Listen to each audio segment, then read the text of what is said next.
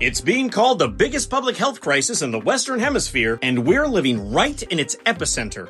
The Tijuana River watershed covers over 1,700 square miles between the U.S. and Mexico, draining into one of the last untouched wetlands along the Pacific coast. But it's turned the southwestern tip of the U.S. into a biohazardous septic tank that's only getting worse. According to studies conducted by both UCSD and SDSU, the water is tainted with raw sewage, industrial runoff, and toxic sludge laced with lead, banned pesticides, hydrogen sulfide, and arsenic, which, fun fact, the California Department of Public Health has attempted to downplay, calling the university studies flawed and insisting that there's no immediate threat. Which is less fun and more infuriating because the health impacts are both real and horrifying. Families in Imperial Beach and San Isidro are reporting headaches, stomach illness, and increasingly severe respiratory issues. The pollution stems from both industrial waste dumped by factories south of the border, as well as Tijuana's outdated sewer system, which typically floods when it rains, sending further contaminants flowing into the U.S. In fact, there's a pollution hotspot at Saturn Boulevard where an elevation drop aerosolizes the contaminants, and which is considered so toxic that researchers have literally had to send in drones to collect samples because their scientists were at risk of, dying a little.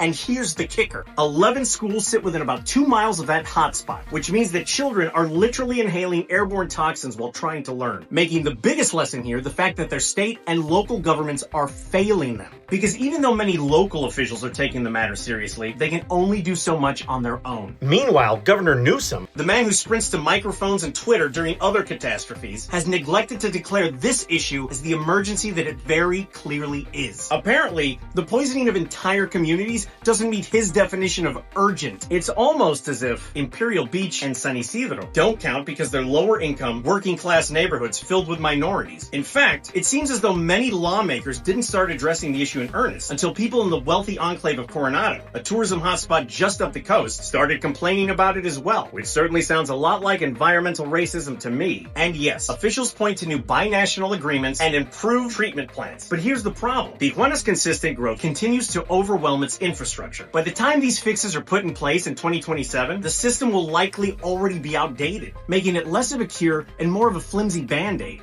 Meanwhile, people are missing work and school, getting sicker and racking up medical bills. And even Navy SEALs, some of the toughest humans on the planet, are getting sick. In fact, they've had to train away from their base in Imperial Beach due to the contamination, which only proves that the federal government is well aware of how bad the situation is. If the Navy's elite warriors can't handle the water in San Diego, then maybe, just maybe, it's a crisis. So, what do?